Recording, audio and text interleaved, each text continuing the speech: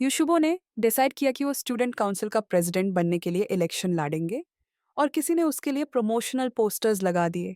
जब यूशुबो ने वो पोस्टर्स देखे तो उसने सोचा कि ये यूची ने किए होंगे क्योंकि उसने मदद नहीं की थी। वो जाके यूची से कन्फ्रंट करने गया, जो कि इतनी अपसेट हो गई थी कि वो वहां से चली गई। तभी बाई शाओदुओ दावते हुए आई और यूशुबो को बताया कि उसने देखा था कि चू इक्वान ने पोस्टर्स लगाए थे। जब वो दोनों बात कर रहे थे तब बाई शाओदुओ को अचानक याद आया कि उसे सू यंचंग के साथ मूवी देखने जाना था।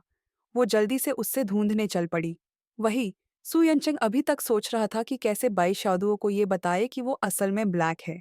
दोनों मूवी देखने गए और बिना समझे वो एक दूसरे के करीब आने लगे। लेकिन जब लग रहा था कि वो सफल होने वाले हैं, कुछ बाहरी चीजें बार बार उनकी बीच आकर रुकावट डाल रही थी। कई कोशिशों के बाद वो गलती से एक दूसरे का हाथ पकड़ रहे थे।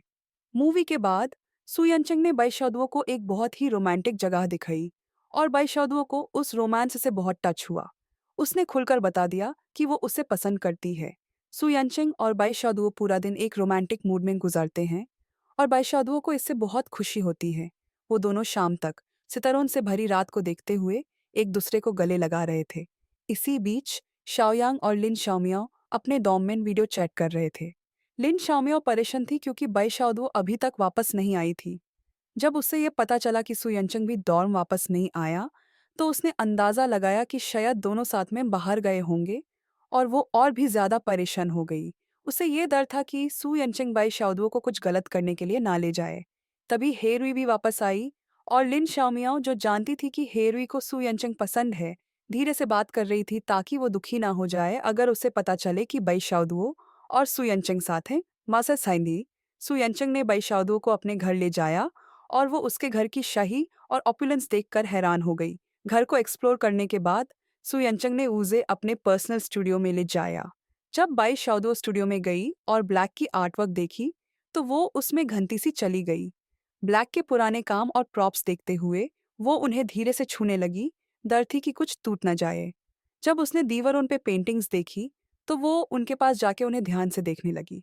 bai शाओदुओ ने सुयंचंग को उल्लू और मोले की कहानी सुनाई और सुयंचंग बैठ गया। उसे कहानी सुनते हुए खुशी महसूस कर रहा था। तभी bai शाओदुओ को समझ आया कि सुयंचंग ही ब्लैक है और जो कहानी उसने अभी बताई थी वो उसे इंस्पायर करने के लिए थी। उसने ये भी कहा कि कॉमिक क्लब के सभी लोग फ्यूचर में सुयंचंग की मदद करेंगे। तब सुयंचंग ने खुद को उठाया और धीरे धीरे bai शाओदुओ की तरफ चलने लगा। bai शाओदुओ थोड़ी नर्वस हो गई और पीछे पीछे भाग गई जब तक कि उसके पास कोई जगह नहीं रही और वो डेस्क के अगेंस्ट लग गई। फिर उसने इसे एक्सेप्ट किया और आंखें बांध कर ली, सुयंचंग के किस का इंतजार करते हुए। लेकिन सुयंचंग ने अपने हाथ में रखे हुए एक डॉल से उसके होंठों को हल्की सी तपकी। bai शाओदुओ को थोड़ा डिसअपॉइंटमेंट महसूस हुआ।